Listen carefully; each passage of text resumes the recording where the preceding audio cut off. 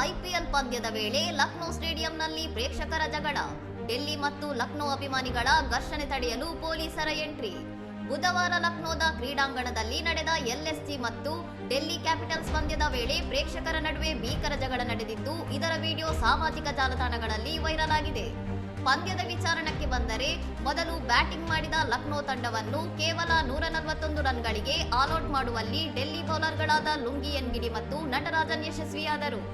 ಗುರಿ ಬೆನ್ನಟ್ಟಿದ್ದ ಡೆಲ್ಲಿ ತಂಡ ಆರಂಭದಲ್ಲಿ ಮೊಹಮ್ಮದ್ ಶಮಿ ಮತ್ತು ಪ್ರಿನ್ಸ್ ಯಾದವ್ ಅವರ ಮಾರಕ ಬೌಲಿಂಗ್ಗೆ ಸಿಲುಕಿ 26 ರನ್ಗಳಿಗೆ 4 ವಿಕೆಟ್ ಕಳೆದುಕೊಂಡು ಸಂಕಷ್ಟಕ್ಕೆ ಸಿಲುಕಿತ್ತು.